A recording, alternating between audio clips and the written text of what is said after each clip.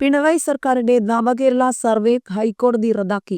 CPM പദ്ധതി തകർന്നു. പിണറായി സർക്കാരിന്റെ നവകേരള സർവേ ഹൈക്കോടതി റദ്ദാക്കി. CPM പ്രവർത്തകരെ നിയോഗിച്ച് നിയമസഭാ തെരഞ്ഞെടുപ്പിന് മുൻപ് വീടുകൾ തോറും കയറി സർവേയുടെ മറവിൽ രാഷ്ട്രീയ പ്രചാരണം നടത്താനുള്ള പിണറായി സർക്കാരിന്റെയും CPMന്റെയും ആസൂത്രണമാണ് കോടതി തീരുമാനത്തോടെ തടഞ്ഞത്.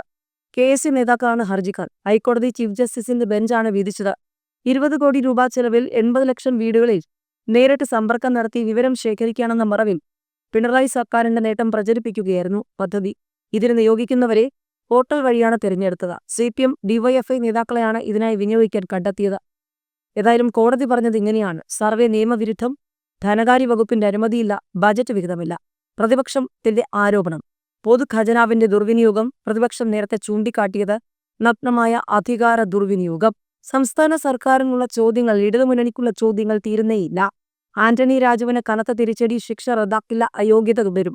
തൊണ്ടി മുതൽ തിരിമറിക്കേസിൽ മുൻമന്ത്രിയും MLAയുമായ ആന്റണി രാജുവിന് തിരുവനന്തപുരം പ്രിൻസിപ്പൽ സെഷൻസ് കോടതിയിൽ നിന്നും കനത്ത തിരിച്ചടിയാണ് നേരിട്ടിരിക്കുന്നത്. ശിക്ഷ റദ്ദാക്കണമെന്ന അദ്ദേഹത്തിന്റെ ആവശ്യത്തിൽ ഇടപെടാൻ തങ്ങൾക്ക് അധികാരമില്ലെന്ന് വ്യക്തമാക്കിയ കോടതി ഈ വിഷയത്തിൽ ആശ്വാസം തേടി ഹൈക്കോടതിയെ സമീപിക്കാനാണ് നിർദ്ദേശിച്ചിരിക്കുന്നത്. വിധി അനുകൂലമാകുമെന്ന പ്രതിഭാഗം അഭിഭാഷകരുടെ പ്രതീക്ഷകൾ തള്ളിക്കൊണ്ടാണ് സെഷൻസ് കോടതി ഈ നിലപാട് സ്വീകരിച്ചത്. ജനുവരി 3-നാണ് കേസിൽ ആന്റണി രാജുവിന് 3 വർഷത്തെ തടവ് ശിക്ഷ വിധിച്ചത്. ജനപ്രാതിനിധ്യ നിയമപ്രകാരം അദ്ദേഹത്തിന്റെ MLA സ്ഥാനത്ത് നിന്നും അയോഗ്യനായി.